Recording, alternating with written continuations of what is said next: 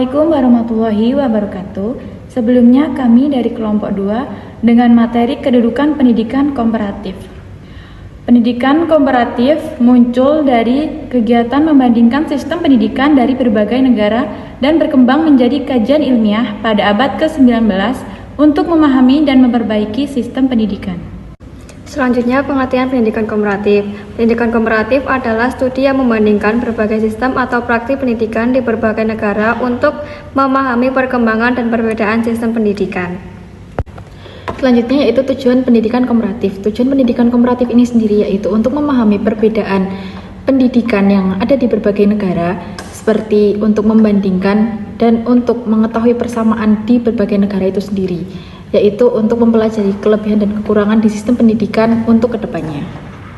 Adapun manfaat dari pendidikan komparatif yaitu yang pertama manfaat akademis ilmiah, yang kedua manfaat kultural, dan yang ketiga manfaat humanistis.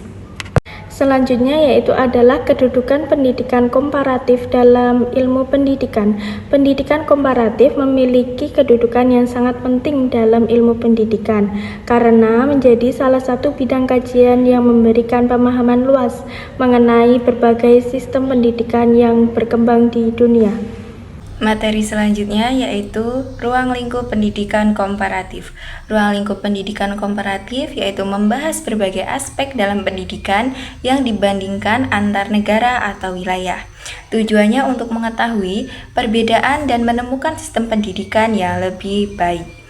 Ada beberapa ruang lingkup pendidikan, yaitu yang pertama, sistem pendidikan, yaitu membahas struktur dan jenjang pendidikan serta bagaimana pendidikan dikelola di suatu negara.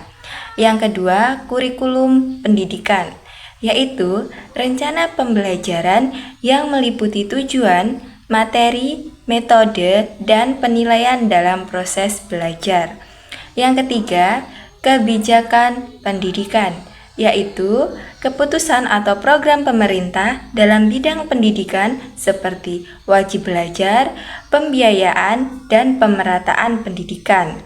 Keempat, peran dan kompetensi guru, yaitu membahas kualifikasi guru, pelatihan, serta peran guru dalam proses pembelajaran.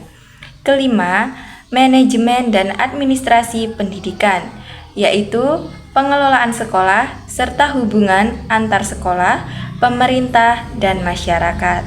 Dan yang keenam, faktor sosial, budaya, dan ekonomi, yaitu kondisi masyarakat yang dapat memengaruhi perkembangan sistem pendidikan di suatu negara.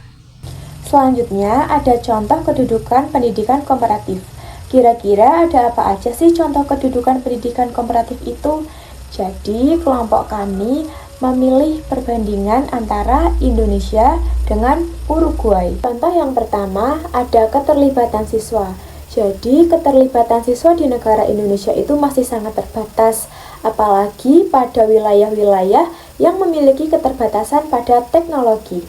Sebaliknya, keterlibatan siswa di negara Uruguay jauh lebih tinggi karena di negara Uruguay ini dibantu dengan teknologi yang memadai.